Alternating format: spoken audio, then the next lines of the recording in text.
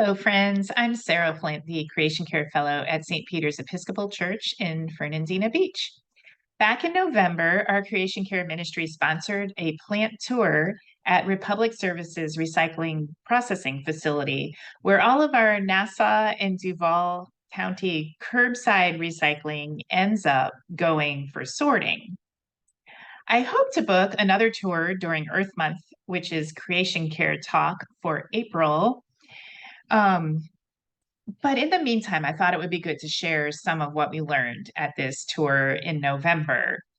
I really found the tour very eye-opening. And when you see the items being sorted and you hear the workers talking about some of what they've experienced, it all makes a lot more sense. And it's easier to figure out what is and is not okay to put in your curbside recycling. First, this facility is called a MRF, which stands for Multi-Use Recycling Facility. The first thing I really want to emphasize is how much gratitude we should all feel for the people who work here. It is hard work, and at best, it's dirty. It doesn't smell great. In the winter, it's really cold, and in the summer, it's really hot. And at worst, it's downright dangerous because when we citizens don't take the responsibility to follow the guidelines to recycle properly, it actually puts these workers at risk. So I hope that this video will help a little bit with that so that you'll be able to do a better job and we won't have to have these people be in quite as much danger as they are sometimes. We heard horror stories about people trying to recycle things like hypodermic needles, guns. Um, it's just hard to imagine. Aerosol cans too. That's another really bad one that people try to put in their recycle bin, and it's very dangerous for the people working there because they can explode in the machines. At the beginning of the line, there's a massive opening to the facility where the trucks come that have collected all of our curbside stuff, and this is where the trucks dump all of those items to come into the MRF. The first thing that happens is they take recycled items, or yeah, that we've recycled, we put out for pickup that are in plastic bags, and they send them right to the back of their plant for landfill pickup. It is really, really important not to ever put your items in plastic bags because of the danger, the potential danger to the workers in case your bag is full of hypodermic needles or razor blades or something like that. They don't want to dump the bags out. So, and they can't send the plastic bag through because plastic bags get caught in the machines. We'll talk about that a little more in a minute. So they just end up sending them straight to the landfill pile. Your stuff that was in a bag just got to have a nice little detour to this plant instead of going straight to the landfill. So that's lesson number one. Never put your items in a plastic bag before you put them in your recycling bin. In fact, any plastic bags or shrink wrap or bubble wrap or any of those kind of plastic sheeting type of items should never go in your recycling bin because they just get caught in the machines, which causes them to have to shut the line down while they fix the machine, and it puts the workers at risk. So it's much, much better to bring these items to the bins that we have locally in front of Winn-Dixie or Publix. Most of the sorting occurs by magnets or by these nets, like this plastic one. They shake through those, or they'll have an ejection of the items across a gap, and some items will fall and some items will make it across depending on their weight. So it's really interesting watching all of the sorting occurring. But at the very first belt, the sorting is done by humans who put their hands on the items, and what they're looking for is anything that's dangerous, like aerosol cans or batteries, and they grab those off the belt as fast as they can so that they don't end up going any further in the process. And these workers are really paying attention and working hard because the belt moves fast and they have to have a really good eye to catch things quickly. And while we were standing there, we were hearing some little explosions in the machines. And I think if you work there, you get kind of used to it. I didn't see any of the people who work there jump, but boy, did I jump because to me it was kind of low key terrifying hearing these little explosions. The first item that we should all be putting in our curbside recycling is paper. And I will say I use a little bit of my paper in my compost as my brown compost when I need it, but whatever I don't need for composting, I always recycle. Um, let's see, I've lost my place a little bit here. Okay, paper.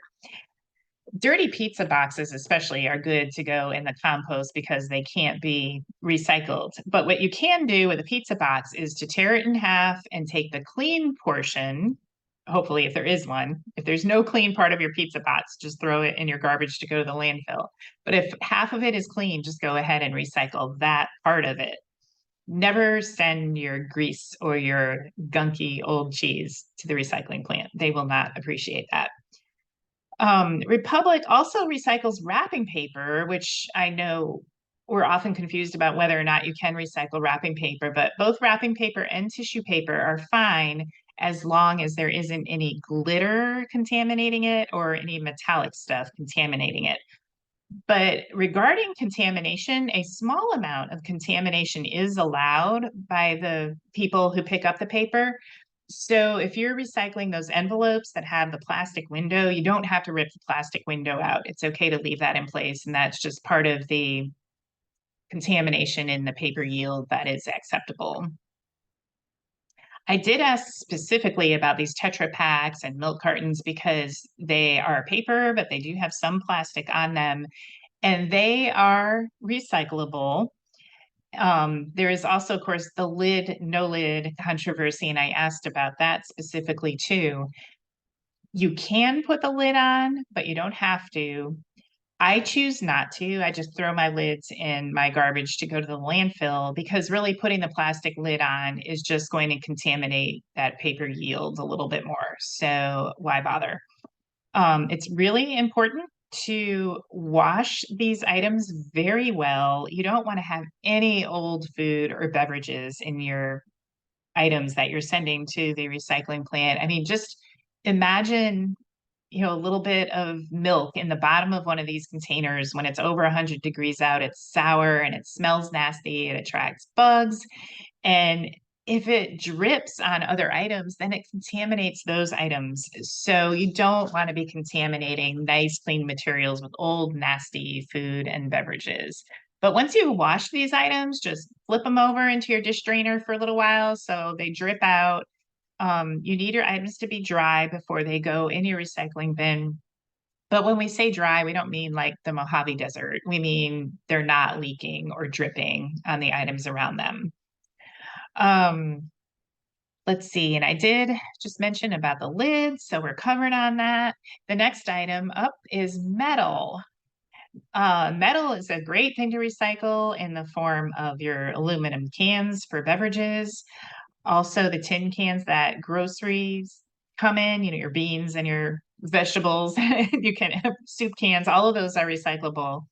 The other thing that you may not think of as recyclable, as long as you clean it well enough, you can recycle those buffet tins and pie tins that we often just do single use and throw away. If you clean them off well, you can recycle them. The next item up is, oh, my favorite, plastic. Okay, so you should really recycle most of your plastic bottles and jugs as long as they are clean and dry. In fact, milk jugs aren't colored usually, which makes them more valuable for plastic recycling. Any molded plastic numbered 1 through 7 surrounded by a triangle is recyclable in our area at our local MRF. We're lucky because a lot of cities won't take anything that's 5 or above. Again, you may not recycle bags, shrink wrap, or styrofoam.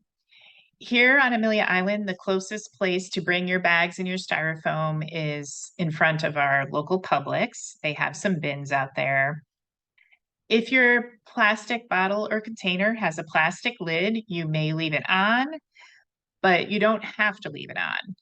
What I do want to mention, and this goes too for those paper cartons that have a plastic lid, the rule of thumb is that nothing smaller than a credit card makes it through the recycling process. However, If that item is a lid that's attached to something larger, there is a chance it will make it through the process. So if I have an all plastic container, I always put the lid back on and hope that the lid is getting recycled too.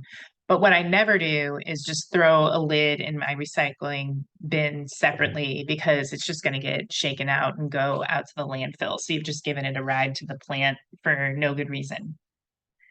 And just, I think I mentioned this already with the plastic, but same as with paper, everything has to be clean and dry that goes into your recycling bin. Glass is really tricky. This graphic about glass is a little bit unfair because while it will last forever in the form of tiny little shards, since it breaks so easily, those little shards basically are sand again for the most part. It's inert and it doesn't require fossil fuels as a component of the material. Hopefully, as more manufacturing facilities go net zero, I'm hoping that glass will eventually be produced without the use of any fossil fuels. And unlike plastic, no one is finding microglass in our bloodstreams or in our oceans. So it is just so much less problematic than plastic is. Republic Services will accept glass for recycling. And hear me when I say this, because I know there's a lot of talk out there that glass doesn't get recycled anymore. It does get recycled. They do have a company that comes and picks up their glass and takes it away and turns it into other items. With that being said, they lose money when this company comes to pick up the glass. So Republic Services low-key hates glass because they're losing money on it, first of all. Second of all, it's a really heavy, kind of hard item to handle. So I'm not going to dictate to you whether you should or should not recycle your glass. I encourage you to do some more research about it and make a good educated decision about whether or not you want to recycle your glass. As long as Republic is still processing it, I'll keep recycling mine and I'll continue to buy glass over plastic because it's inert and it's not a fossil fuel product. I pray that economies of scale will continue to allow for glass to be produced because I personally prefer it for the reasons I've already mentioned. I just think it's a really important commodity. But people who are financially driven are cursing me for saying that because of that financial loss. So, as I said, it's one of those personal decisions we all have to do the research and decide for ourselves. If you do recycle your glass, it's not necessary to remove the labels. And you may attach your metal lids. It's kind of like those paper containers that have a plastic lid that you can attach. But what's interesting with the metal lids on the glass bottles, I really love this. The first part of the glass process is everything gets smashed. So all the lids are in there with all this broken glass, and then it goes down a belt under a really strong magnet and the metal lids come up onto the magnet and then they get diverted over to the metal processing line. So even the lids are getting recycled when you send your glass jars to the plant. So just important to know that glass really is still being recycled in this area. So if you are a recycler like I am and not a plastic fan, like I am not a plastic fan, um, go ahead and keep using that glass and sending it to the recycling facility. Oh, look, I told you what to do and I said that I would. Do your research and make your own decision. And just in closing, a few of the items that never, ever, ever go in curbside recycling. I did not specifically list aerosol cans, but those are important to not put in your recycling bin. Don't put any plastic bags, whether they have items in them or not. Do not put plastic bags in your recycling bin. Don't put the dirty side of your pizza box in the bin. Batteries, construction materials, yard debris, electronics, food. Clothing is such a problem right now. Fast fashion is causing a global issue with waste. So we could do a whole program about that one day, but don't try to recycle it. Soiled paper products can't be recycled, but they often can be composted. Diapers, people actually send diapers to the recycling plant. Go figure. Toys and styrofoam, none of those should go in your curbside recycling. And just a fun fact there at the bottom, 28% of items that come into the recycling facility end up going back out to the landfill. And that's not because the facility is doing anything bad, but because we as citizens are not following the guidelines and we're putting dirty items in or items that just should never have been sent to the recycling facility in the first place. So I'm begging you to please do the best job you can. And if you really, the saying is when in doubt, throw it out. If you aren't sure if the item should be recycled, then you need to send it to the landfill, sadly. It hurts me to say that, but it's the truth. And this final slide isn't really so much about recycling, but I thought it was important information to share while we're talking about refuse and waste. Every spring and fall, Keep Nassau Beautiful sponsors a hazardous waste collection. So if you are holding electronics and things at home, don't know what to do with them, keep your eyes open for the announcements about these collections. I do know that our next one will be in April, so pay attention and you'll be able to bring those to somewhere much closer than Callahan. The convenience center for recycling items that can't go into your bin is out in Callahan. It's called the Convenience Recycle Center on Landfill Road. And they will take all of the items that Republic picks up, but they will also take your big appliances and scrap metal, electronics, latex paint, mattresses, clothing, furniture, toys, and tires. So if you don't want to hang on to your electronics until April, this is an option for you to just take it out to Callahan. And in closing, if any of you have any questions, please don't hesitate to reach out to me at the address shown on the screen here. And if you are interested in coming on the next tour that we book, hopefully in April, go ahead and email me and I'll make sure to put you on the list. Thanks and have a great day.